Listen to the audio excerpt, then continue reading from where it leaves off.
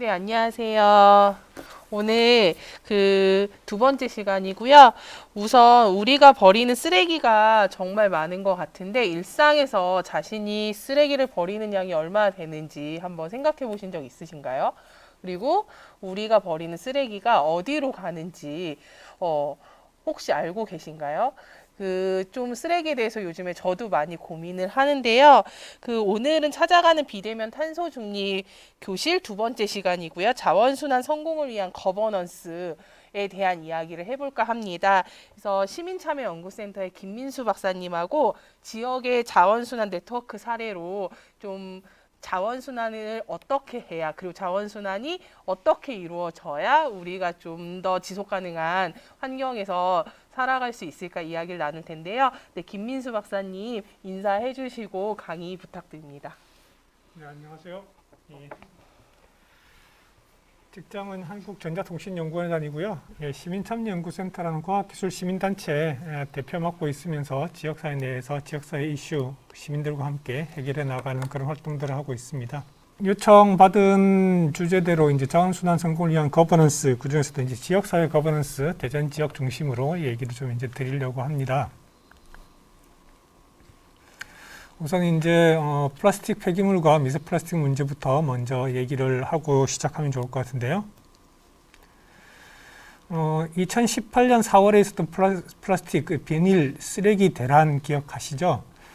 예, 중국에서 쓰레기 수입 금지 조치를 이제 하면서 그 여파로 수도권에 이제 그 수도권 중심으로 대전 지역에도 하마터면 이제 같은 일이 생길 뻔했는데 수도권보다는 여파가 늦어서 좀 대응할 여력이 있어서 이제 문제를 다행히 비켜갈 수 있었는데요. 그 이후로 이제 그 이전에도 많은 분들이 텀블러라든지 그런 사용들에 관심이 많았지만 플라스틱 쓰레기 문제에 대해서 그리고 또다시 또 플라스틱 쓰레기가 이렇게 처리되고 있었던 거야? 하는 이제 그런 이해들을 하게 됐었죠. 오른쪽에 보여드리는 거는 이제 중국의 꾀위의 모습인데요. 우리나라에서 저렇게 수입 쓰레기를 중국으로 가져가면 저런 식으로 어떤 마을에, 꾀위라고 하는 대표적인 마을에 이제 이렇게 들어가는데 거기가 쓰레기 처리하는 이제 그런 업체들이 뭐 주민들이 그 이제 산업들을 하고 있는 거죠. 그래서 중국이 대부분의 전 세계의 쓰레기들을 상당 부분 이제 수입해서 그 중에서 재활용할 수 있는 부분 재활용하고 폐기하고 그런 작업들을 하면서 한편으로서는 이제 산업 자재들을 확보하기도 하고 그렇게 해왔었습니다. 우리나라에도 뭐 이제 그 건축물 지을 때도 쓰레기들의 일부는 이제 같이 섞어서 부셔가지고 부자재로 이제 활용하기도 하고요. 자갈 대신에 이제 쓴다고 생각하시면 되는 거죠. 2019년에는 의성 쓰레기 사안이라는 이슈가 이제 상당히 또 이제 부각이 돼가지고 전 세계에 치욕스러운 모습이었다 이제 이렇게 얘기를 하기도 합니다. 저기 뭐 컨테이너도 보이지만 컨테이너 둘러싸서 산 전체를 덮고 있는 거의 산을 이루고 있는 17만 3천 톤의 저런 쓰레기 사례들이 보고됐었고요. 북태평양에 있는 거대 쓰레기 섬, 뭐 이제 한반도 7배 크기라고 하는데 북태평양에만 있는 게 아니라 남태평양 각각 이제 5대양에 뭐 모든 지역마다 하나 정도씩 저렇게 이제 큰 덩어리들이 존재하고 있습니다. 사실 이제 우리가 분리수거하고 배출하고 뭐 매립, 소각되지 않는 것들이 뭐 물에 쓸려서 내려가는 홍수가 발생될 때 이제 쓸려 내려가는 그런 것들도 마찬가지고요. 그다음에 우리가 처리하지 못하고 바다에 아니면 이렇게 버려지는 것들, 강에 버려지는 것들 그런 것들이 흘러 내려가서 저렇게 큰 거대 쓰레기 섬을 형성하는 거죠. 피레네 산맥에서 이제 그 측정 결과 2009년 4월에 이제 연구 결과가 나왔는데요. 대도시 지역에서부터 가장 가까운 대도시가 100km가 훨씬 넘는 그런 지역인데 거기에서도 대도시 수준의 미세 플라스틱이 발견됐다. 그리고 인체 내에서도 미세 플라스틱이 발견됐는데 연구용으로 기증된 시신에서 조직 샘플 47개를 채취해서 봤더니 모든 영역에 미세 플라스틱이 발견되고 있더라. 그래서 이제 뭐 최근에는 뭐 북극에서도 똑같이 발견되고 있다. 이제 이런 얘기도 나오고 있고요. 바다 심해저에서도 발견되고 있다. 그런 것들이 이제 특히 이제 그런 영역에 이제 발견되는 것들 중에 많은 수가 이제 섬유에서 이제 이렇게 쪼개져 나온 것들 그런 것들이 이제 바람을 타고 전 지구 성층권까지 사실은 이렇게 영향을 주고 있다고 이제 볼 수 있는 상황이고요. 예, 이제 거기에서 조금 더 나아가서 그럼 우리 주변의 상황은 어떤지 좀 이야기를 해봤으면 좋겠습니다. 대전의 사례를 좀 이제 얘기해 보려고 하는데 전체 생활 폐기물 기준으로 전국에서 1일 45,000톤, 2017년 기준입니다. 45,000톤이 이제 배출되고 있고 대전은 1,440톤. 1인당으로 따지면 전체로 이렇게 따지면 감이 잘 안 오니까 1인당으로 따지면은 전국은 320kg 정도 되는데 대전은 345kg 정도 돼서 107.9% 조금 이제 평균보다 높은 편이죠. 폐기물 자체 배출되는 양이 많다고 보시면 되겠고 거기에서 전체 재활용률은 그래도 대전이 조금 더 높은 편입니다. 다행히 배출량은 많은데 재활용률은 전국 59.5%에 대전은 62.1%. 그렇지만 이제 그렇게 해도 연간 폐기량 재활용하고 나서 남는 폐기량은 전국 평균보다는 조금 더 높은 상황이죠. 2017년 말고 지금 전국 통계로 나와 있는 게 2018년까지가 나와 있어요. 2018년 기준으로 보더라도 이제 큰 차이는 없습니다. 그래서 2017년 기준으로 계속 말씀드리겠습니다. 그래서 이제 전국하고 이제 대전을 이제 플라스틱을 기준으로 이제 좀 더 줄여서 비교를 해보겠습니다. 플라스틱류라고 얘기했는데 우리가 알고 있는 플라스틱, 그 다음에 비닐, 그 다음에 발포 수지, 스티로폼 같은 거 같이 포함해서 같이 이제 산출해 봤는데요. 전국은 이제 일일에 이제 5,960톤 정도가 나오고 대전은 221톤. 1인당으로 따지면 42.3kg, 52.9kg. 아까는 뭐 몇 퍼센트 정도 더 많은 수준인데 지금 한 25% 거의 4분의 1이 더 많은 거죠. 그렇게 이제 더 많은 플라스틱 배출량이 이제 발생되고 있습니다. 분리 배출률은 이제 아까 앞에 전체 쓰레기에서 얘기했던 것처럼 분리 배출은 그래도 다른 지역보다 대전 시민들이 많이 잘 참여해 주시는 편이에요. 이게 전체 생활 쓰레기 영역에서만 이제 얘기하고 있는 거기 때문에 그 외에 산업 쓰레기라든지 다른 영역도 이제 존재하는데 생활 쓰레기 영역에서 이제 보는 거라서 시민들이 잘 참여하고 있다 그렇게 보시면 되죠. 그리고 이제 보면은 대전은 분리 배출이 59.3%인데 재활용률이 59.3%예요. 그죠? 근데 다른 전국 단위로 보면 40.5%, 재활용률이 48.5%. 분리 배출보다 재활용률이 좀 더 높죠. 이거는 뭐냐면 종량제 봉투에 담아서 내보낸 거를 다시 걸러서 재활용으로 빼서 돌린다는 거예요. 근데 대전은 이제 그런 프로세스가 없습니다. 그래서 이제 분리 배출되는 만큼 그대로 재활용되고 나머지는 버려진다라고 얘기하면 되는데 이제 또 저기에 또 함정이 있죠. 예, 좀 이따가 다시 얘기하고요. 그래서 1인당 폐기량 기준으로 보면 대전이 조금 더 낮긴 하네요. 그죠? 다른 지역보다. 플라스틱 폐기 재활용 관련해서 이제 상대적인 비교를 보면은 1인당 이제 52.9% 연간 발생량이 52.9% 아까 이제 보여드렸던 것처럼 다른 데보다 25% 정도 높은데 전국 1위입니다. 가장 낮은 인천의 2.2배. 인천도 광역시인데 말이죠. 그죠? 그리고 비슷한 규모의 이런 도시 광주를 보면 광주의 1.4배 높은 편이죠. 그 다른 지역들도 이제 대구, 부산, 대구가 이제 그 다음 차지하는데 이런 순서로 되어 있고요. 종량제 혼합 배출에 이제 아까 종량제 분리 배출 빼고 나면 혼합 배출인데 17개 광역시 지자체 중에 이제 세 번째. 그래도 이제 서울, 제주, 그 다음으로는 이제 낮은 편이죠. 다른 지역들이 이제 그 뒤에 이어지고요. 아까 말씀드렸던 것처럼 혼합 배출은 재활용되지 않고 있다. 그래서 이제 분리 배출 59.3%는 근데 1차 선별장 반입량 기준입니다. 우리가 분리 배출해서 종량제 봉투 담아가지고 내보낸 그 기준인데 실제로 저게 재활용되고 있지는 않아요. 저거는 보통 이제 얘기하기로는 재활용 실제로 되는 거는 한 40% 정도가 될 거다. 그렇게 되니까 실제 저 숫자만큼 이제 그게 안 나오는 거죠. 종량제 혼합 배출은 이제 그러니까 이제 그거 빼고 이제 얘기고 그래서 이제 전체 재활용률도 똑같이 이제 그대로 유지되고 있는 상황이고. 그래서 대전의 플라스틱류 배출 재활용의 특성을 이제 살펴보면 1인당 플라스틱 폐기물 발생량이 가장 많은 도시. 그런데 시민들은 분리 배출에 열심히 참여해 주시고 계신데 이후에 재처리 그런 과정들이 제대로 안 이루어지고 있기 때문에 재활용 실효성은 좀 낮은 도시다. 이렇게 파악을 하면 될 것 같습니다.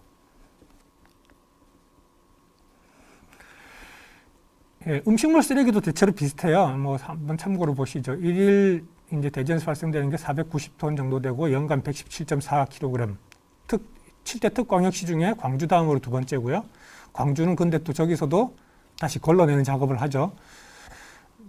그래서 이제 재활용률 측면에서는 실제 특광역시 중에 7위. 예, 광주는 조금 더 걸러내니까 이제 저게 이제 6위로 떨어지는, 뭐 1위로 다시 이제 올라가는데. 그래서 이제 좀 이런 현실 속에서 자원순환과 지역 거버넌스 문제를 같이 대전 지역의 현실에 맞춰서 좀 살펴볼 필요가 있겠습니다. 그런데 이제 말씀을 드리기 전에 거버넌스에 대해서 한 번 더 모르시는 분들도, 잘 익숙하지 않으신 분들도 계시기 때문에 한번 말씀드리고 시작을 할까 합니다. 자료들 중에서 지속 가능한 지역 발전을 위한 환경 거버넌스 구축 방안, 지방의제 20일 전국 협의회면은 지방의제는 지금 이제 지속 가능 발전 협의회로 이제 다 이름이 바뀌었는데요. 저기서 나온 보고서 자료에 들어가 있는 내용이 거버넌스를 설명하는 표현으로 상당히 마음에 들어서 선택해 왔습니다. 국가와 시장, 시민사회, 이제 영역은, 주체 영역은 세 가지 영역 크게 구분이 되는 거죠. 이 세 가지 이제 주체 영역들의 이제 경계 영역을 가로질러서 다양한 주체들이 참여와 연대, 소통의 과정을 통해서 서로의 경험과 지식을 공유하고 신뢰를 형성함으로써 공동의 문제를 함께 해결하고 발전 방향을 모색해 나가는 대안적인 통치 체제 또는 협력적 관리 체제. 그래서 이제 보통은 이제 지배를 얘기하는 거버먼트와 다른 그게 실제로 돌아가는 작동 방식, 그리고 특히 최근에 이제 얘기하는 거는 참여적인 작동 방식을 얘기하고 거기에 필요한 어떤 다른 시스템들까지 같이 포함하는 개념으로 얘기하고 있습니다. 그래서 거버넌스에는 참여 행위자, 저기에는 이제 민관, 그 다음에 이제 기업체 이런 데들이 다 포함되는 거고요. 영리, 비영리 영역들 같이 포함되는 거고, 그리고 전체 시스템에서 이제 중요한 요소를 작동하는 조직, 제도, 과정, 그리고 그것들 전체를 둘러싸고 있는 관계와 맥락들, 이렇게 이제 세 가지 영역으로 크게 이제 얘기를 하고 있습니다. 그래서 이제 저렇게 말씀드렸던 거는 거버넌스 얘기하면 이렇게 이제 어떤 주체들 간에 모여가지고 협력하는 체계, 협력하는 자리, 그거 중심으로 아니면 지자체나 이제 정부 부처에서는 보통 무슨 위원회, 이걸 만든 걸로 거버넌스가 이루어지는 것처럼 생각하지만 제도적인 측면들, 관계적인 측면들, 그런 것들이 다 이제 결합된다는 걸 말씀드리느라고 앞에 장면 보여드렸고요. 실제로 이렇게 지역사회 내에서 다양한 어떤 분리수거, 자원순환과 관련돼서 생산자, 판매자 영역, 그 다음에 이제 뭐 소비자, 시민환경단체, 지자체, 그 다음에 수거선별업체, 재활용업체, 뭐 이렇게 이제 여러 영역들이 존재하죠. 그리고 조금 더 이제 들여다보면 이렇게 중앙정부도 이제 정책이라든지 제도라든지 거기서 이제 참여를 하고 있고, 요즘 이제 보면 또 사회적 경제는 메이커 이쪽에서 자원순환과 관련해서 많은 활동들을 또 이제 시작하고 있습니다. 기술 기업들이 이제 저런 다양한 영역들, 생산 단계에 개입하기도 하고, 수거 선별, 재활용 단계에 개입하기도 하고요. 연구기관에서도 이제 그런 것들이 어떤 기술적인 제공을 하는 역할도 수행하고 있죠. 플라스틱 이제 자원순환 관련해서 대전 지역에서 발생되고 있는 실천 활동들을 이제 좀 보여드리겠습니다. 지금 2019년에 이제 제가 참여하고 있는 시민참여연구센터, 그 다음에 협동조합 세상속의 과학 이런 데서 저렇게 리빙랩 활동을, 플라스틱 소비 개선 리빙랩 활동을 했었고요. 대전 충남 녹색연합이랑 이제 대덕구청 등이 협력해서 에너지 카페를 이제 대덕구에서 이렇게 하면서 거기서 자원순환 관련 이제 그런 어떤 서적도 팔기도 하고 다양한 제품들도 같이 판매하기도 하고 그랬었죠. 그리고 이제 생활 쓰레기 문제 해결 리빙랩을 이제 도마동 마을 리빙랩에서 이제 활동을 2019년에 했었고, 저희 시민참여연구센터에서 플라스틱 줄이고 환경 살리고라는 활동을 작년에 했었고요. 그 다음에 제작소, 사회적 협동조합 혁신청 이런 곳에서 프레셔스 플라스틱 캠페인, 플라스틱 코인 찍어가지고 지역 내에 이제 지역 화폐 비슷하게 이렇게 활용할 수 있도록 했던 이제 그런 프로그램도 있었고, 올해까지 이어지고 있었죠.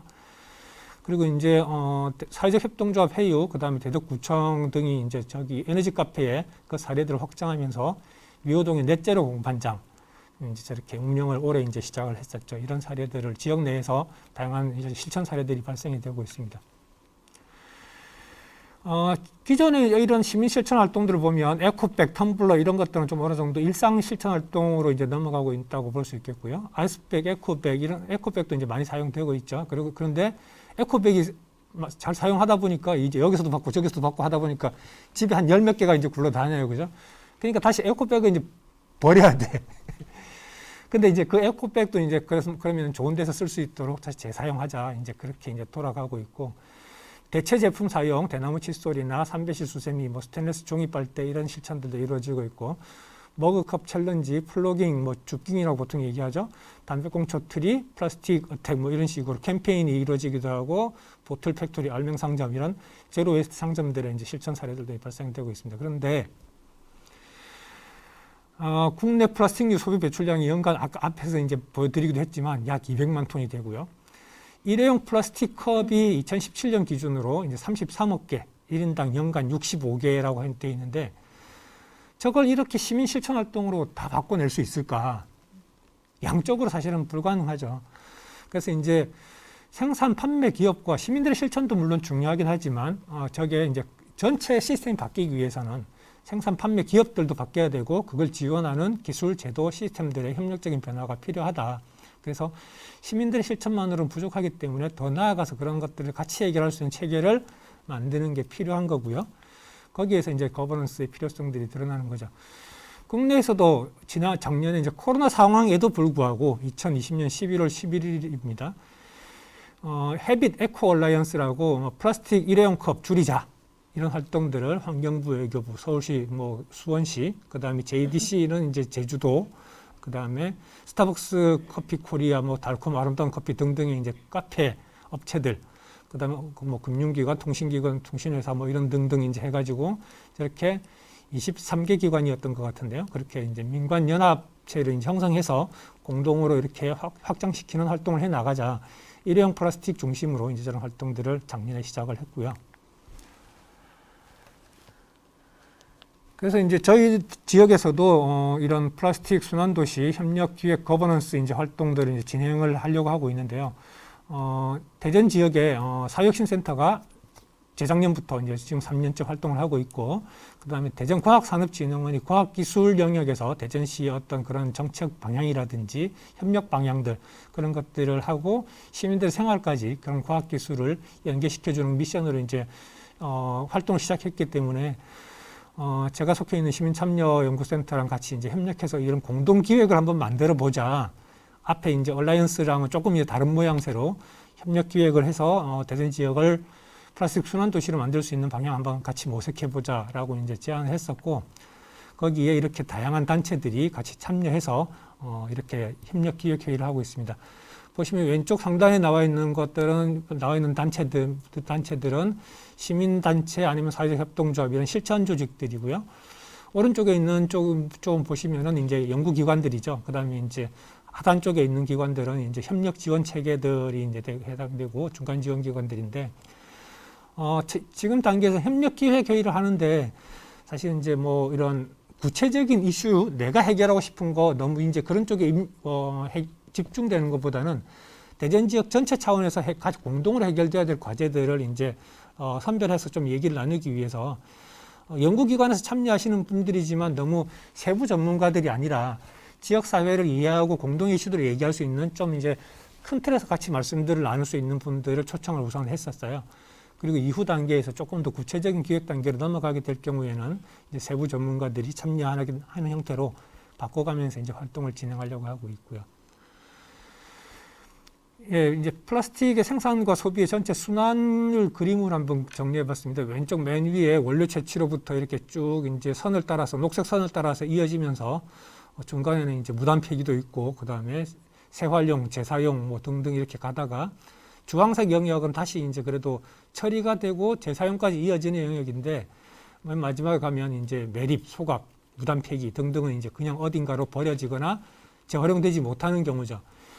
소각에도 두 가지 종류가 있는데 그냥 이제 태워서 없애는 경우가 있고, 그 옆에 바로 있는 거 보시면은 에너지 회수는 이제 열병합 발전이라고 생각하시면 돼요. 태워서 이제 에너지로 이제 다시 회수한다는 개념이고, 점선으로 표시한 것들은 그렇게 뒤에 처리 단계에서 다시 재처리가 되거나 이제 재가공이 돼서 원료가 다시 순환돼서 제품으로 다시 사용되는 그런 경로들을 이제 보여드리고 있고요. 그 다음에 디자인도 중요한 요소인데, 우리가 사용하고 있는 어떤 제품들 아니면은 뭐 화장품이나 샴푸 뭐 그런 것들 생각해 보시면 조금 더 단순화돼도 될 텐데, 그러면 재활용이 더 잘 될 것 같은데 이제 그런 생각 하시죠. 그래서 디자인의 영역들도 같이 이제 제품 생산 단계에서 중요한 요소들로 되고 또 재활용에서도 중요한 요소로 활용될 수 있겠습니다. 그래서 저런 것들을 조금 줄여놓고 전체를 한번 보시면 이런 이제 교육이라든지 소비, 그 다음에 분리배출, 시민들이 실천하면서 참여할 수 있는 영역들의 과제들, 저것들은 이제 아까 기획협력회의에서 뽑아낸 이제 이슈들인데요. 하나하나 설명드리기는 조금 이제 시간상으로 이제 어렵고 뭐 관심 가는 것들은 살펴보시기 바랍니다. 그리고 시민 감시, 그 다음에 지역사회 내에 이런 어떤 프로젝트 차원에서 좀 포괄적으로 할 수 있는 활동들, 저런 데는 카페 뭐 그런 데서 같이 변화를 만들어내는 활동들, 아니면 지역 시민 학생들에 대한 교육이라든지 그런 것들도 포함되고요. 그 다음에 공정여행 뭐 이런 것들도 이제 제한이 됐습니다. 그리고 이제 선별 재활용 사업장, 그 다음에 재활용, 재활용, 재사용, 생산 관련 영역들에서 이렇게 변화시킬 수 있는 부분들, 그 다음에 그런 것들을 넘어서 이제 좀 전반적으로 비즈니스 모델이나 기술 개발, 그런 데이터 확보, 제도 행정 영역에서 이렇게 보완이 돼야 될 부분들, 이렇게 이제 이슈들이 50여 개 이렇게 도출이 됐었고요. 자, 그런데 이제 이것들 접근 방식으로 보면은 이제 크게 한번 분류를 해보니까 이렇게 얘기할 수 있겠더라고요. 잘 안 보이네요. 예. 시민 교육 시설, 그 다음에 제도의 영역들이 있겠고요. 그 다음에 정보, 기술, 산업, 협력 이런 식으로 이제 좀 포괄적으로 협력 같은 경우는 전체를 아우르면서 같이 공동의 이제 체계를 만들면서 이제 하는 영역인데, 이렇게 이제 8가지 어떤 접근 방법론 이제 그런 것들을 이제 구분해 볼 수 있겠더라고요. 그래서 각각의 영역에서 여러 가지 활동들이 이루어져야 된다는 걸 이제 생각해 볼 수 있고, 나는 그 중에서 우리 이제 시민들 같은 경우는 시민들 같은 특히 이제 시민 실천 활동, 그 다음에 교육 이런 영역들이 많이 관련이 되겠죠. 그리고 협력에도 중요한 역할로 참여가 필요할 수 있고요. 예, 그래서 이제 저기 나온 것들 중에서 저희들이 정리해보고 있는 우선적으로 이런 것들은 좀 주변에서 같이 해보고 아니면은 재정지역에서 사업을 추진을 해볼 수 있겠다라고 이제 뽑아보고 있는 것들이 이런 사례들입니다. 플라스틱 해킹랩, 시민들과 같이 이제 제품 포장재를 해체해보고 모니터링 활동하고 분석하는 그런 활동들을 하는 거고요. 카페 거리 텀블러 대여 프로젝트, 이제 저런 것들을 한다거나, 시민 실천 가이드라인을 제공하고 플라스틱 다이어리 프로젝트를 공동으로 진행한다. 뭐 ICT 이제 그런 이제 어떤 플랫폼, 앱이라든지 그런 플랫폼을 만들어서 저런 것들을 뭐 이렇게 제공해 줄 수도 있겠다 그런 얘기도 했고요. 플라스틱 저감 시범 마을을 이제 활동들을 같이 공동으로 이렇게 추진하는 방식, 그 다음에 분리배출 선별 시스템을 좀 더 고도화해서 분리배출 비율들을 더 높일 수 있는, 아까 실제로 분리배출 했지만 재활용되고 있는 건 한 40% 정도밖에 안 된다라고 말씀드렸는데, 그 재활용이 훨씬 더 잘 될 수 있도록 만들 수 있는 그런 방식들을 같이 한번 모색해 보자, 이런 영역들을 이제 얘기하고 있고요. 그 중에서 다른 부분들은 아까 나왔던 이슈들 중에서 다른 부분들은 그래도 저런 것들이 필요하겠구나, 얘기가 좀 어느 정도 생각들이 닿으실 수 있겠는데, 정보, 기술, 산업 이쪽 영역은 조금 이제 생소하실 분들이 많을 것 같아서 조금 더 담아봤습니다. 플라스틱 자원순환 관련해서 데이터 기반 확보하자는 건 데이터가 있어야 어디가 더 중요한지, 어디가 제일 잘 안 되고 있는지, 그러면 그리고 또 자원을 투입했을 때 어떻게 더 효과가 더 발생될 수 있을지 그런 평가들을 할 수 있잖아요. 그래서 그런 데이터 기반이 필요하다는 거. 친환경 플라스틱이 사실 이제 재활용에 섞여 들어가면 재활용을 더 방해하는 문제가 돼요. 그래서 친환경, 그리고 이제 실제로 생분해라고 얘기하지만 시간이 꽤 많은 시간과 환경의 제약들이 있기 때문에 그런 문제들을 더 개선하는 거. 그다음에 플라스틱 소비 저감 참여 활동에 대한 보상 체계가 있었으면 좋겠다. 그다음에 분리배출 수거 체계 개선을 하면서 어떤 인센티브 이런 것들 제공하는 거. 위에는 이제 소비 저감 참여 활동에 대한 거고, 밑에는 분리배출 수거 영역에 대한 인센티브고, 이제 두 가지가 차이가 있는 거고요. 재질 분리 어려운 제품을 신고해서 이제 그런 기업체들이 변화에 참여할 수밖에 없게끔 유도하는 시민 활동들. 그다음에 분리 배출 작업을 단순화할 수 있는 제품 디자인 개발. 그다음에 불법 폐기를 이제 방지할 수 있는 기술을 적용하고 시설 디자인을 만들어 보자. 지역 특성에 맞는 수거 자원 출원 체계를 이제 어떻게 구성할 것인가. 그러니까 마을이라든지 아니면 뭐 이제 주택가, 그다음에 상점이 많은 곳, 서로 환경들이 다르겠죠. 그 각각에 맞는 조금 그렇게 되면은 분리 배출도 그렇고 선별 재활용도 더 효과적으로 할 수 있을 테니까 그런 것들을 이제 현장 특성에 맞게 이제 최적화시켜 보자는 거죠. 선별 재활용 체계 개선, 그다음에 플라스틱 순환 체계 개선을 위한 기술적 장애 요인을 개선하고 순환에서 이제 경제성을 더 좋게 만드는 것. 플라스틱 자원 순환 관련해서 이제 비즈니스 모델 발굴하고 협력 체계를 이제 지원하고 보상하는 그런 체계들을 이제 조금 전반적으로 조금 지원하는 구조가 되는 거죠. 재생 플라스틱 제품에 대한 표기 인증 지원, 다른 제도적인 부분들도 같이 좀 얘기가 됐습니다. 그래서 이제 향후 과제를 이제 말씀 좀 이제 드리려고 하는데 지금 이제 아까 했던 이제 그런 협력 기획 단계는 이제 지금까지 말씀드렸던 이슈들을 뽑아내는 활동들을 주로 했어요. 근데 이런 이슈들을 활용해서 그 다음 단계는 세부 과제들을 기획하고 추진하는 단계로 이제 넘어가려고 하는데 그 단계에서는 이제 조금 더 목표와 추진 내용, 주요 방법론에 대해서 이제 좀 세부적인 설계가 들어가야 되겠죠. 그리고 시범 사업 대상 과제에 대해서는 실질적으로 이제 그럼 어떻게 하자라는 구체적인 기획들이 돼야 사업이 진행될 수 있겠고 이제 그 단계로 지금 접어들어서 다음 단계 작업을 진행하려고 준비하고 있는 단계에 있습니다. 협력 범위 확대에서는 이제 의제 공유와 이제 사업 추진 그다음에 제도 행정의 개선을 위해서 기존에 이제 참여했던 협력 구조를 확장하고 또 이제 그 구성원들이 아까 말씀드렸던 것처럼 좀 더 구체적인 세부 상황에 대해서 이해하고 파악하는 전문가들이 이제 좀 참여가 필요하죠. 그래서 이제 그런 지자체, 관련 기업, 공공기관, 그 다음에 이제 또 그렇게 카페라든지 그런 카페 거리 이제 그렇게 한다 그러면은 마을, 매장 이런 데도 이제 참여 체계가 필요하고요. 그리고 어떤 재활용 처리 시설이라든지 아니면 분리배출 장소라든지 시설적인 영역들도 존재하고요. 그리고 기획 성과의 이제 사업 추진 기반을 이제 사업으로 그러니까 이게 비즈니스 측면은 아니고 프로젝트 이제 과제 차원에서 이제 추진 기반을 이제 모색해야 될 텐데 저거는 이제 저희들이 탄소 중립 관련해서 지자체 중장기 사업 계획에 반영하는 등 이제 제도적인 기반을 좀 확보하는 것이 필요하다. 아까 거버넌스에서도 말씀드렸던 것처럼 주체만 중요한 게 아니고 제도나 이제 다른 환경들도 같이 마련해야 되는 거기 때문에 좀 이제 그런 단계로 지금 이제 정책적인 제도적인 영역으로 조금 더 나아가야 될 부분이 있고요. 그다음에 사업은 이제 저희가 중앙정부나 지자체 지원 사업비를 이제 활용한다거나 아니면은 공공기관이나 대학, 연구기관에서 자체 가지고 있는 자체 사업 예산들을 충분히 활용할 수 있는 기반을 이렇게 형성할 수 있겠다. 사실 이제 그래서 아까 처음에 이제 그런 협력 체계를 만들었던 것들도 그 중에서 이제 적절한 아이템들은 연구기관들 간의 공동 연구 과제로 갈 수도 있는 거고 지역 이제 지자체와 이제 아니면은 중간 지원 기관들하고 중간 지원 기관들의 이제 자체 예산이나 다른 것들 통해서 사업을 수행한다거나 그런 것들을 같이 고려하고 있고요. 그래서 저희들 이런 계획들 전체들을 세우고 그 중에서 하나씩 뽑아내면 이제 실제로 사업을 추진할 수 있는 기반들은 예산이라든지 어떤 지원 구조들은 다양한 경로를 활용할 수 있겠다. 그런데 기존에 이제 보면은 지역 개발 계획들이 보통 이제 정부 지원 사업들 이런 거 한다고 하면은 정부에서 무슨 사업들을 지원하니까 사업을 공모해라 그러면은 매칭을 해줄게 이런 식으로 사업이 나오면 지자체에서도 개별 사업 단위로 이제 기획을 하게 되는데 그 각각의 사업들 간의 연계성이 부족하니까 전체 지역 차원에서 지속 가능한 성과들이 안 쌓이는 거죠.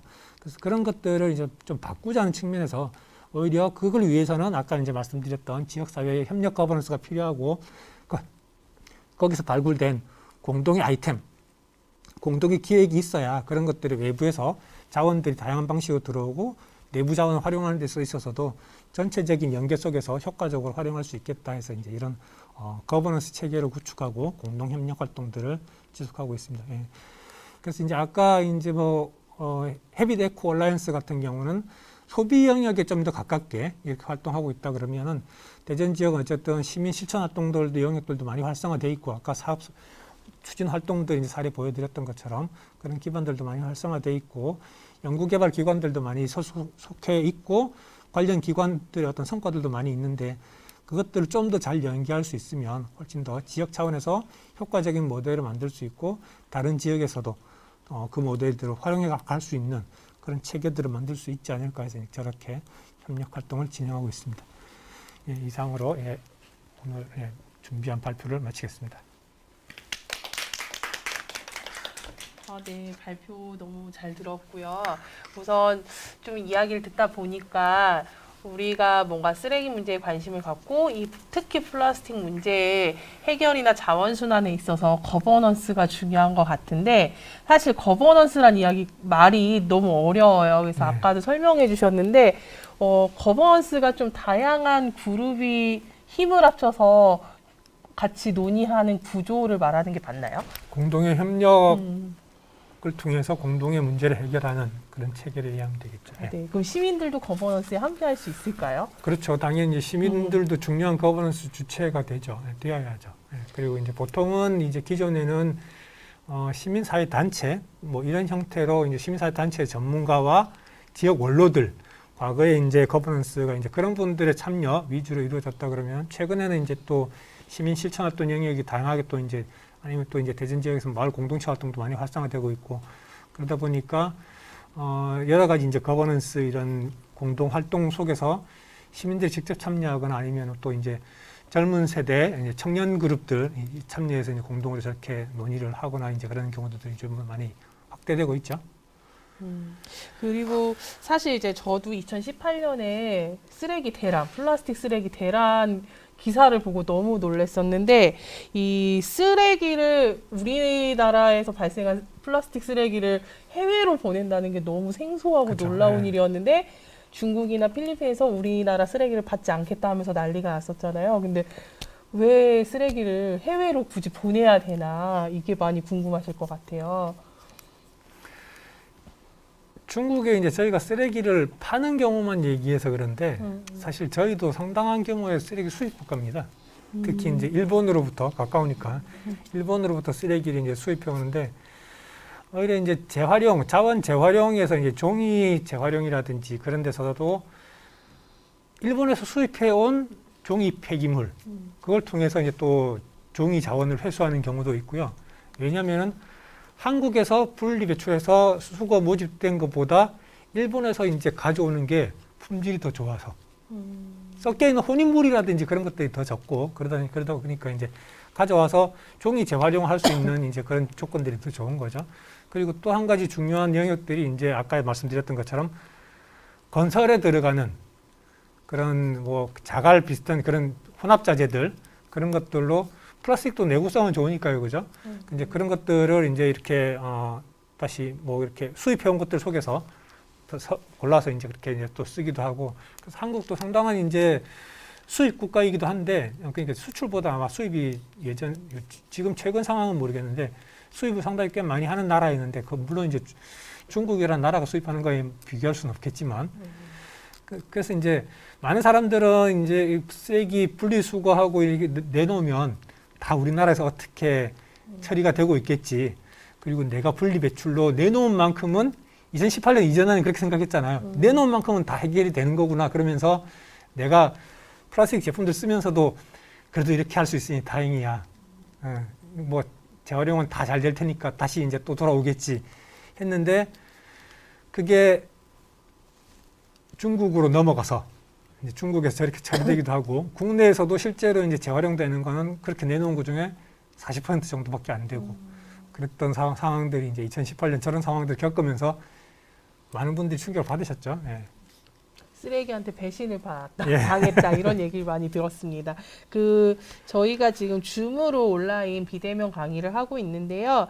여기 보니까 그 강의 이제 말씀해 주시면서 대전 폐기물의 폐기물량 그리고 재활용률 이런 좀 통계를 많이 말씀해 주셨는데 올려주신 분이 생활 폐기물 배출 재활용 현황을 어디에서 확인할 수 있냐고 예. 올려주셨어요. 네. 시민들이 좀 쉽게 확인할 수 있는 방법이 있을까요? 시민들이 저도 이제 저거를 어디 그냥 잘 정리된 자료에서 그냥 인용해 온 건 아니고 환경뿐만 아니라 이제 뭐 우리 인구 현황 아니면은 어떤 뭐 그런 것들 산업 현황 뭐 다양한 정보들이 국가 통계 포털이 있어요. 거기서 들어가서 이제 아까도 이제 말씀드렸지만 플라스틱류라고 했지만 이제 거기는 재활용, 그 다음에 분리배출에서도 플라스틱이라고만 나와 있는데 그 옆에 보면 또 합성 수지류, 발포 수지류 이런 것들이 같이 포함이 되거든요. 그래서 실제로 플라스틱이라 그러면은 우리는 그냥 다 그냥 폭넓게 생각하기도 하고 뭐 비닐하고는 구분해서 얘기할 때도 있긴 하고 이제 그런 정도인데 실제로 이제 저 통계에서도 각각이 분리가 돼 있어 가지고 또 이제 뭐 비슷한 어떤 수지 종류이긴 하지만 고무 제품은 이제 보통 인공 수지로 만들지는 않죠. 이제 그 자연 수지에서 이제 고무나무 이런 데 채취된 것들을 만드는 경우들이 많으니까 그런 경우는 이제 이런 가공된 건 아니니까 그런 것들은 빼고 해당되는 것들만 이렇게 뽑은 것. 아까 그게 이제 플라스틱, 발포 수지, 합성 수지 이렇게 구분되어 있는 것들 다 모아서 이제 그렇게 아까 이제 데이터로 정리를 했던 거죠. 그래서 이제 보기에 따라서 플라스틱 진짜 거기에 적혀 있는 플라스틱으로만으로 국한해서 본다 그러면 또 이제 수치가 관심 범위 좁혀서 본다면 수치가 좀 달라지긴 하겠는데 그래서 이제 아까 그런 작업들을 거쳐서 이제 했던 거라서 전반적인 자료들은 그래서 국가 통계 포털 이제 그런 거기서 이제 많이 참고를 했습니다. 그리고 이제 플라스틱 관련해서 이런 것들이 아니라 이제 대전 지역과 관련해서는 이제 대전 지역에서 정기적으로 하고 있는 지역 사회조사 그런 정보들이 뭐 자료로 이제 이렇게 나와 있긴 한데 시민들에게 이렇게 접근성 좋게 제공되고 있지는 않죠. 근데 이제 대전시에 이렇게 접속해서 검색해 보거나 하면은 지역 이제 사회조사 이제 결과들도 자료들을 보실 수가 있고요. 근데 이제 그런 저런 폐기물이라든지 뭐 그런 것들에 대해서 충분한 데이터는 없고 주로 인구, 산업 뭐 아니면 이제 복지 뭐 이런 영역들 그다음에 건강과 관련해서도 이제 병원이 이제 어떤 지역에 얼마나 분포돼 있다든지 뭐 이런 식의 정보들이 많이 제공되고 있습니다.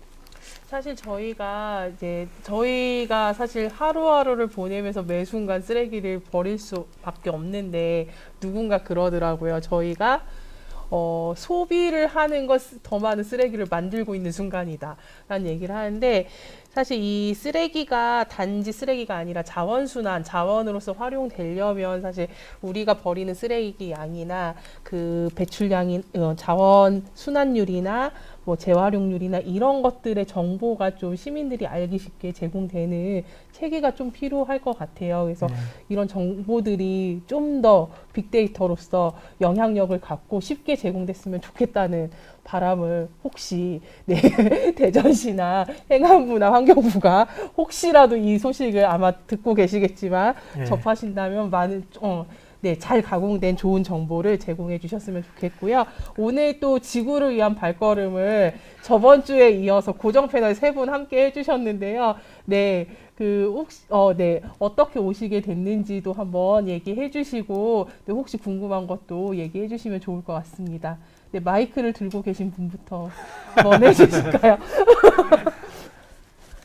저도 관심이 많이 있는 부분이고 해서 참여는 하게 되었는데요. 저는 궁금한 게 아까 이제 자료 화면에서 잠깐 보였던 것 중에 대전은 시민 참여로 분리배출은 많이 하지만 뭐 처리 과정의 문제로 자원 회수율이 좀 낮다라는 말씀하셨는데 어떤 처리 과정의 문제가 대전 지역에 있는지 궁금합니다. 처리 과정의 문제는 사실은 크게 대동소이하긴 하고요. 근데 아까 말씀드렸던 것처럼 어떤 지역들은 그러니까 종량제로 혼합 배출된 것들 중에서도 음식물 쓰레기와 플라스틱 이런 자원들 다시 이제 재선별해서 그래서 이제 그것도 또 이제 재활용 단계로 보내는 과정들이 있으니까 다른 지역들은 조금 이제 분리 배출 비율은 낮은데 전체적인 재활용률은 이제 높아지는 그런 정도에서 이제 차이가 있는 거고요. 좀 더 특징적인 거는 또 이제 저기에 포함되어 있지는 않았지만 좀 더 특징적인 거는 대전 지역은 선별은 있지만 재활용 시설들이 없어요. 그러니까 선별 사업장에서 선별하고 나면 그 다음 단계는 다른 지역들로 거의 다 그냥 내보내서 다른 지역의 이제 재활용 사업장에서 이제 재활용 프로세스 돌리고 있기 때문에 사실은 이제 대전 지역 차원에서 자원 순환 고리를 연결한다 그러면은 이게 안에서 돌 수 있는 구조가 돼야 되는데 모든 최종 경로는 다 밖으로 나가야 되는 거니까 그러니까 최종 경로가 다 밖으로 나가야 된다는 건 들어오는 것도 다 밖에서 들어올 수밖에 없다는 거잖아요, 결국은. 그래서 이제 그런 외부 의존적인 상황들로 이제 되어 있고 그다음에 이제 특히 또 이제 아파트에서 아파트하고 그냥 일반 가정 주택들하고 또 이제 배출 환경들이 다르잖아요. 아파트는 그래도 이제 경비원분들이라든지 아니면 마을 주민들이 이제 뭐 주민회랑 이런 데서 같이 협력을 한다든지 해가지고 조금 더 잘 걸러질 수 있도록 이렇게 협력 체계들을 하잖아요. 그러니까 아파트에서 나온 것과 이제 일반 주거 지역 아니면은 또 빌라 지역은 또 더 상황이 또 안 좋긴 하고요. 근데 아파트 지역은 조금 더 이제 그런 뭐라 그럴까 비교적 잘 정제된 그런 것들이 이제 분리 배출 이루어지기 때문에 요거는 이제 선별장 지역 주택가에서 나온 것들은 선별장에서 선별하지 않고서는 재활용할 수 있는 방법이 없고 주택가에 아파트 단지 같은 경우는 비닐 따로 이제 플라스틱 따로 이렇게 잘 뭐 하고 페트병은 또 이제 또 따로 이제 분리수거하는 식으로 돼 있긴 한데 그 다음에도 이제 많이 들으시는 얘기가 그렇게 분리 배출했더니 다 같이 그냥 섞어서 싣고 가더라 이제 그런 얘기도 듣긴 하시겠지만 페트병끼리 이렇게 따로 모으면 그거는 바로 보내도 돼요. 재활용자 단계로. 그래서 실제로 아파트에서 이제 분리 배출된 거는 아파트가 별도로 계약 관계를 가지고 그것들 이제 바로 또 이제 보내는 경로들 재활용 단계로 좀 더 바로 빠르게 진입될 수 있는 경로들 이제 그런 것들도 형성되어 있긴 하고요. 혹시 또 옆에 계신 어떻게 오시게 됐고, 네. 혹시 궁금한 점이 있으신지. 네,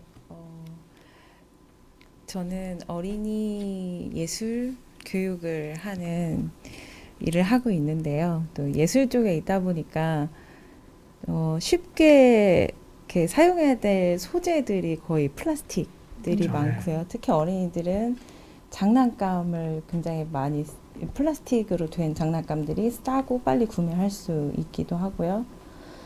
그리고 뭐 어린이들의 어떤 교육상 좀 화려하고 예쁜 색깔들을 쓰게 되는데 아까도 말씀하셨는데 그렇게 예쁘게 만들지 않아도 좀 심플하게 만들어도 좋을 텐데 하시는 말씀이 한편으로는 좀 속상했어요. 우리 좀 이렇게 획일화된 어떤 거에 다시 갇힐 수 있겠다는 생각이 좀 들어서 그 거버넌스 안에 그 과학 연구 쪽 하시는 분들께서는 이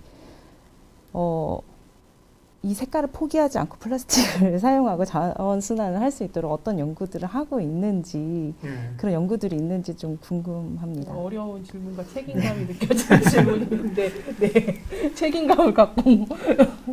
뭐 네. 사실 플라스틱 자원 순환 관점에서는 보면은 투명한 게 제일이다. 예, 이게 색깔이 섞여 들어가면 색깔별로 분리할 수 있으면 괜찮은데 색깔별로 분리해서 그다음에 재질별로 색깔별로 분리할 수 있으면은 예를 들어 PS인데 빨간색 PS다. 그럼 그것만 모아서 다시 녹여서 이제 재활용하고 이렇게 하면은 또 다시 다음 제품 만들 수 있고 그렇죠.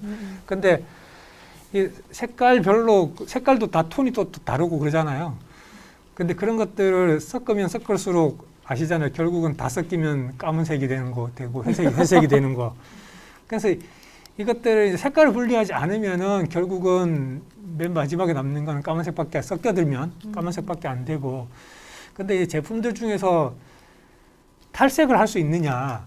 또 이제 그게 아니잖아요. 이게 뭐 염색을 한 거면 지워내면 되겠는데 뭐 세제를 쓰든지 뭐를 쓰든지 해서 지워내면 되겠는데 그게 아니라 물질 자체에서 색깔들을 이제 색깔이 들어가는 이제 물질 자체가 이미 그렇게 만들어지고 있으니까. 그래서 재활용 측면에서 사실 이제 색깔이 들어가면 들어갈수록 이제 안 좋은 결과. 그래서 뭐 투명한 색 아니면은 흰색, 뭐 그다음에 이제 뭐 또 흔히 빛이 뭐 맥주병에서도 보통 이제 그렇지만 빛이 많이 닿는 거 이제 그런 색깔 그런 거 피하려고 하는 경우는 갈색 이런 식으로 이제 좀 뭐 영역들은 이제 그렇게 되는데 예, 말씀하신 것처럼 뭐 그렇게 색깔까지도 이제 그렇게 할 수 있으면 좋겠는데 현실적으로는 많이 어렵습니다. 아, 네, 안타까운. 근데 또 많은 또 바이오 플라스틱 이제 폐기되어야 되는 플라스틱 말고 좀 환경에 해가 되지 않는 많은 물질들도 개발 연구하고 있으니까 기대해 볼 만할 것 같고요. 그리고 이제 그런 아예 이제 색깔을 그냥 활용하는 재활용 경우들도 존재하죠. 이제 뭐 아이쿡 같은 데서도 이제 그런 걸 하던데 화분 그냥 이제 여러 가지 색깔들이 섞였지만 그냥 그걸 같이 녹여서 색깔 다 섞는 게 아니라 각각의 색깔이 모자이크처럼 이렇게 드러나게 해가지고 그거 자체를 이제 디자인으로 활용하는 그런 제품들 뭐 그런 경우들은 이제 존재하니까 그런 식으로 이제 재활용하는 경로들이 있긴 한데요. 그렇다고 모든 제품들을 다 맨 마지막에 화분으로 만들 수는 없으니까 그런 딜레마가 있긴 하죠. 그게 저는 그 플라스틱 문제에 특별히 관심을 갖게 된 게 지난해 코로나 때문에 아이들이 제대로 등교하지 못하고 온라인 수업을 진행했잖아요. 그래서 거의 1년 반 동안 계속 방학인 것 같습니다. 저희 아이들이 특히 3명인데 저는 음식을 먹는 걸 좋아하지 하는 걸 또 좋아하지 않거든요. 그러다 보니까 완제품을 많이 사 먹게 되고 그러면 뭐 배달, 포장도 하게 되는데 그래서 굉장히 많은 포장재가 나오더라고요. 그래서 사실 무게를 달아보면 뭐 1kg 내외밖에 안 되지만 부피가 굉장하다는 것도 알게 됐고 저 플라스틱 다이어리도 일주일간 써봤거든요. 근데 굉장히 많은 흔적들을 제가 남기는 걸 알면서 되게 많이 죄책감이 들었어요. 그래서 이걸 아이들하고 집에서 좀 해결할 수 있는 방법이 뭐가 있을까. 그래서 우리 집에 재활용 분리배출 현황도 같이 조사해보고 했는데 아이들이 굉장히 부정적이었습니다. 그래서 소위 그런 말 하죠. 아이들이 멸종 위기종이라고. 그래서 다 사람만 없어지면 돼 엄마 뭐 이런 식으로 얘기해서 되게 안타까웠어요. 근데 현실적으로 그럴 수 없는 게 다 어른들 책임이다 보니 근데 또 지금 찾아보니 그리고 제가 또 되게 충격을 받았던 것이 거의 우리나라 25년간 재활용 분리수거를 하고 있는데 제가 제대로 알지 못했기 때문에 제대로 된 분리수거가 아니라 또 다른 쓰레기를 배출했다는 것도 알게 됐거든요. 근데 이런 교육들이 잘 안 되고 있다는 게 이제 확인되는 게 저희가 이제 아파트 생활을 청산하고 주택으로 왔는데 동네에 그 재활용 현황을 한번 저희 아이들하고 보러 갔어요. 근데 너무나도 엉망으로 많이 버리세요. 그래서 이런 것들에 대한 교육도 성인들부터 잘 해야겠다라는 생각이 들었고 근데 요즘에는 또 환경 때문에 아까도 말씀하신 대로 뭐 생분해성 플라스틱, 생분해성 비닐이 나오는데 저는 되게 눈 가리고 아웅이라는 생각이 들었거든요. 그것들이 인정받는 조건이 55도씨 이상에서 3개월만 노출됐을 때 90% 분해가 되면 된다. 그러면 인증을 받을 수 있는데 실제 자연계에서 55도씨가 꾸준히 3개월 이상 노출될 수 있는 경우가 없잖아요. 그래서 얘 생분해 되는 거였고 함부로 버렸는데 걔가 차가운 바다로 들어가면 정말 또 다른 오염물질이 되고 있는데 이런 것들이 너무 함부로 만들어진 그냥 정말 아까 말씀드린 눈 가리고 아웅식의 기준으로 허가를 받아서 이런 것들이 양산이 되면 걷잡을 수 없다는 생각이 들거든요. 요즘엔 카페에 가면 테이크아웃 잔에 주시는데 조금 우리 카페는 다른 곳과 다르다. 뭐 사탕수수 이파리에서 종이 대신 그런 종이 재질의 컵을 만들고 그다음에 플라스틱 대신에 뭐 대나무에서 뽑아낸 친환경 제품이라고 하시지만 그러니까 그런 거 보면 안타깝거든요. 차라리 머그컵을 주시면 좋겠다 이런 생각을 더 많이 했고 그다음에 또 하나 저희 아이들하고 보면서 이제 관련된 프로그램을 찾으면서 아이들이 되게 또 회의적으로 느끼는 게 우리가 빨대가 문제가 아니다라는 기사나 다큐가 굉장히 많이 쏟아지고 있어요. 그래서 그런 대규모 어업으로 인해서 바다에 해양 쓰레기로 버려지는 그 플라스틱이 더 많은데 왜 자꾸 언론에서는 가정에서 나오는 것만 강조를 해서 일반 소비자들한테만 죄책감을 씌우느냐 어업 문제를 해결해야 된다 이런 얘기도 하거든요.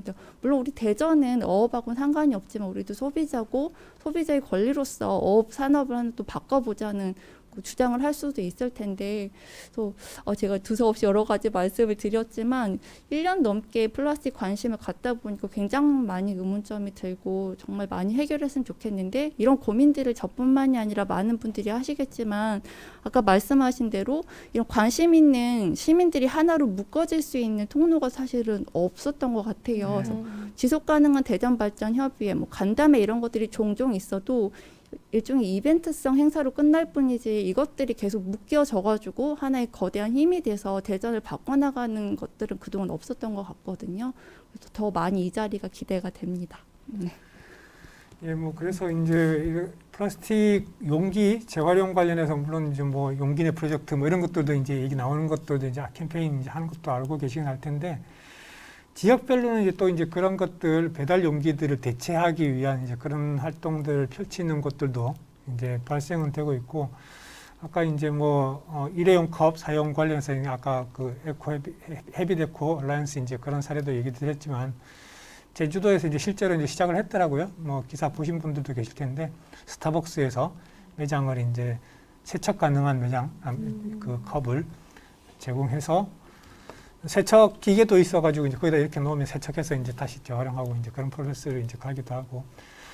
그래서 말씀해 주셨던 것처럼 뭐 여러 가지 문제들이 있고 그 다음에 재활용 생분해성 플라스틱 같은 경우도 해결돼야 될 과제들이 많긴 해요. 근데 뭐 사실 55도에서 3개월이라고 하는 거는 더 낮은 온도에서는 더 긴 시간 이런 의미지 그 조건이 아니면 완전히 해결되지 않는다는 의미는 아닌데 그러면 그 3개월이 아니라 뭐 그 시간이 더 필요하다 그래서 뭐 6개월, 1년이라 치더라도 그 사이에 묻혀버리면 어쩔 건데 이제 이런 문제들이 생기는 거죠. 그래서 이제 그런 부분들에서는 그 훨씬 더 분해가 쉽게 되는 그런 재질들, 그 다음에 아예 이제 자연 원료에서 만들어내는 그런 플라스틱 기술들도 이제 개발은 되고 있는데 아직 뭐 생활 현장에서 이렇게 보편적으로 활용되는 단계는 아니니까 그 부분에서도 이제 개발들이 필요할 것 같고 그리고 이 생분해성이라고 하는데 어디까지 분해되냐 이것도 중요한 것 같아요. 실제로 뭐 완전히 분야 수준까지 다 쪼개지면 상관이 없겠는데 그게 아니면은 큰 플라스틱이 작은 플라스틱이 되는 것밖에 아닌 상황이 되면 그러면은 그걸 어디까지 우리가 제대로 된 분해로 볼 것이냐 실제로 그게 미세 플라스틱 뭐 이런 문제를 안 끼치고 다 분해가 된다고 볼 수 있느냐 하는 부분에서 어떤 기준의 영역에서 어떻게 바라볼 것인가 하는 것들이 예전에 미세 플라스틱에 대한 관심이 없을 때는 그것도 분해지 뭐 이렇게 볼 수 있었던 건데 이슈들이 조금 더 달라지는 부분들이 있긴 하고요. 그래서 이제 말씀하셨던 것처럼 이런 것들을 개별 사실은 뭐 다양한 우리가 뭐 SNS에서도 다양한 프로젝트 아니면 이런 캠페인들 뭐 내가 뭐 실천하고 3명 이렇게 지정해서 하고 뭐 이런 것도 많이 해보셨을 거예요. 근데 그게 1년 360일 그렇게 3명씩 하면은 뭐 며칠 만에 새벽씩 이렇게 증가해야 되는데 그러고 나면은 이제 마치 행운의 편지처럼 나한테도 수십 번씩 오고 그래야 될 것 같은데 한 번밖에 안 오잖아요. 그죠? 결국은 한 번 하고 대부분 이제 거기서 끝나는 거잖아요. 그리고 3명을 추천한다고 해서 3명이 다 하는 것도 아니고. 그렇지, 그렇게 이제 상황이 그러니까 실제로 시민들이 실천하고 하는 것들은 한 달간 열심히 살아보자. 이건 가능해요. 근데 내가 죽을 때까지 이거 똑같이 해보자라고 하려고 그러면 전혀 다른 결심이 필요한 거잖아요. 근데 거기에 다른 결심이 필요한 것뿐만 아니라 그렇게 살고자 하는 사람들이 그렇게 살 수 있도록 환경을 제공해 주는 것도 필요하잖아요. 적어도 공동체 내에서 서로를 격려하면서 이렇게 우리 그래도 우리 애들은 물론 내 생애만큼은 이렇게 살아보자 이렇게라고 하든지 뭐 그것도 하나 얘기했지만 그게 아니라 다른 방식으로 어떤 지자체가 시스템을 제공하고 아니면 뭐 플라스틱 다이어리도 얘기했지만 그걸 내가 실제로 쓰고 이런 것도 할 수 있겠지만 만약에 그걸 SNS처럼 이렇게 만들어서 같이 참여한다. 그리고 누구는 얼마 했네. 이렇게 서로 정보가 이제 교환이 되고 그게 효과가 나타나고 있구나, 누적되고 있구나라는 거를 아는 것과 모르는 건 다르잖아요. 그게 이제 눈에 보이면 또 지속적으로 참여할 수 있는 동기들을 만들 수가 있고 그래서 이제 그런 협력 활동들이 지속될 수 있도록 그리고 시민들의 작은 동기가 계속 이제 어떤 힘을 더 부여받고 아 내가 역시 좋은 일에 참여하고 있고 잘하고 있는 일이야. 그리고 내가 이렇게 했더니 누구도 동참하고 그다음에 이제 그렇게 했더니 같이 우리가 아낀 양이 이만큼이나 된다 그러네. 뭐 이제 이런 효과가 나타난다 그러면 지속적으로 참여할 수 있는 그런 측면에서도 더 힘을 받으니까 그런 영역에서도 이제 그런 뭐 제도적인 아니면 시스템적인 그런 보완들도 많이 필요하다고 생각해서 아까 그런 인센티브 리워드 시스템이라든지 아니면 뭐 그런 것들까지 그다음에 신고 체계 그런데 국민 신문고 그런 앱들은 있잖아요. 그다음에 안전지킴이 뭐 이런 것들도 있고 그런데 그런 거 비슷하게 이제 오히려 이제 시민들의 요구들을 바로바로 제기할 수 있고 국민청원까지 아니라고 하더라도 모아서 이제 그런 기업체들이 시민들이 이렇게까지 관심을 많이 가지는구나. 실제로 그렇게 하면서 이제 기업체들도 많이 바뀌고 있잖아요. 뭐 생수병에 물론 이제 매장 판매에서는 제품이 보여야 되니까 라벨을 못 떼고 있는데 이런 배달 판매하는 경우에는 라벨 떼고 이제 판매하는 제품들도 많이 나오기도 하고 그다음에 종이팩에 이제 담아서 파는 이제 물도 나오기도 하고 이제 그러고 있는데 그런 변화도 이제 생기고 있긴 하니까 그런 것들의 어떤 보답 반응 대응들이 계속 또 확장될 수 있는 그런 여건들을 만들고 거기에 이제 시민들의 목소리들이 또 기여한 것도 이제 같이 인정해주고 이제 존중해주는 그런 문화도 많이 필요한 것 같고요. 사실 이제 말씀하신 내용 중에 시민들이 결심하고 살아보고자 했을 때 그 환경이 그러면 지속적으로 만들어져야 된다라는 말씀이 매우 인상적이었고요.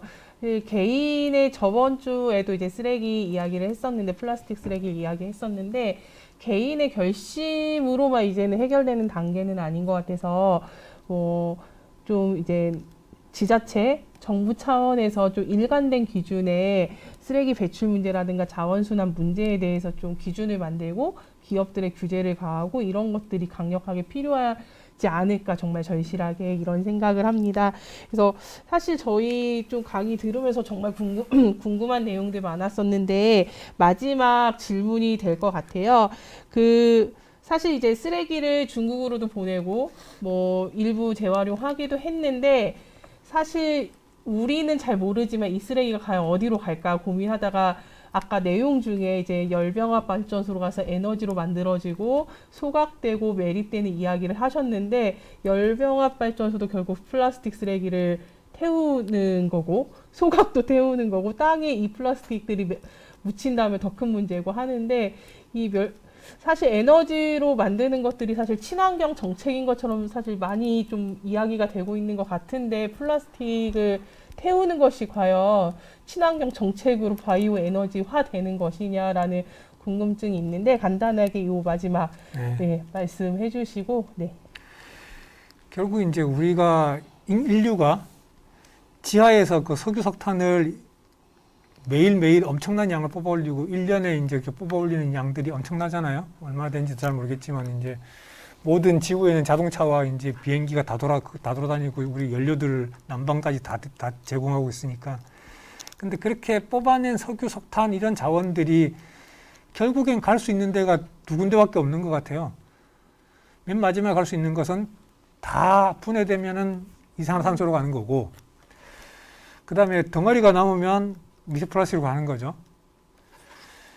근데 이제 이런 경로가 이렇게 갈 수밖에 없는데, 아까 이제 얘기하셨던 것처럼 소각, 그냥 이제 뭐 아니면 마당에서 태운다거나 이렇게 될 경우에는 뭐 유해물질들도 발생되고, 소각될 때 이제 다이옥신, 예전에 이제 많이 됐었던 다이옥신 같은 이제 그런 유해물질들도 많이 나오게 되는데, 열병합 발전으로 이제 결국은 플라스틱 자원을 플라스틱으로 계속 쓸 수 있으면 좋을 텐데 태워야 되는가?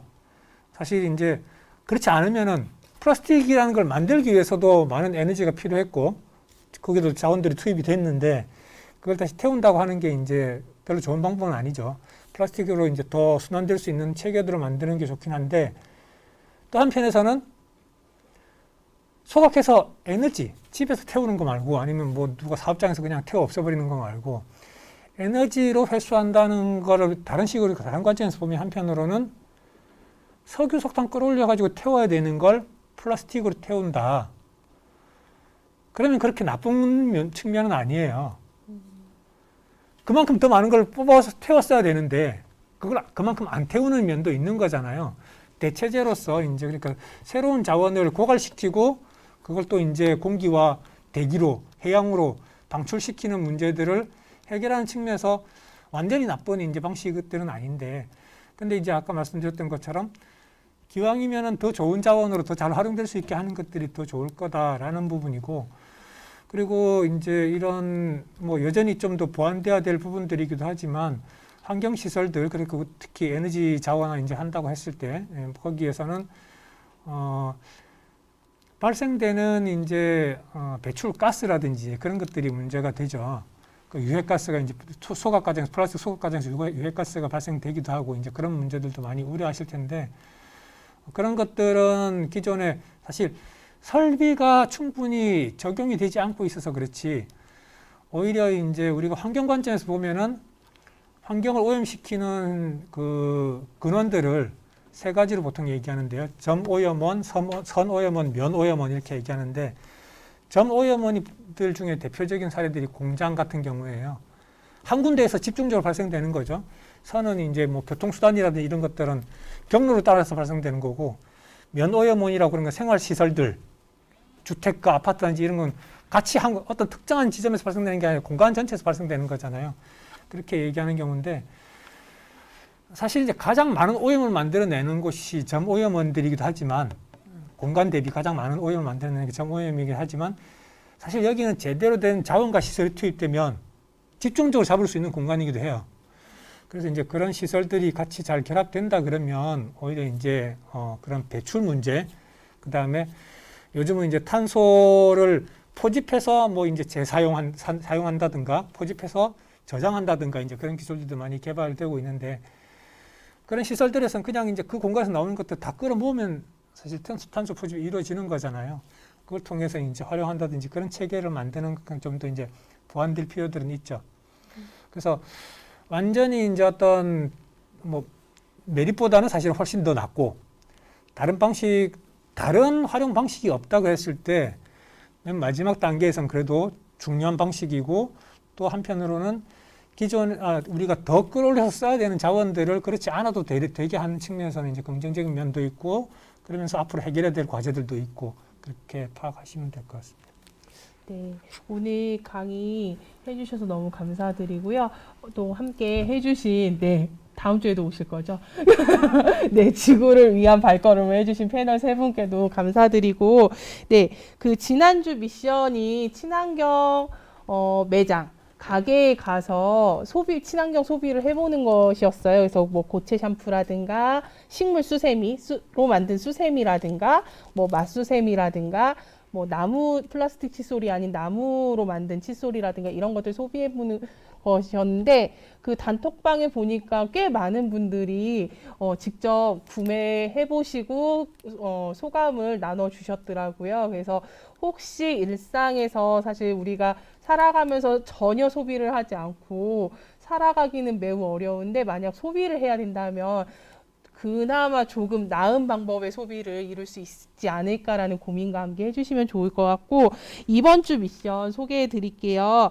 아까 오신 패널분 한 분도 쓰레기 다이어리를 해보셨다고 하셨는데, 일주일 동안 7일 동안 쓰레기 다이어리를 한번 기록하면서 실천해 주셨으면 좋겠습니다.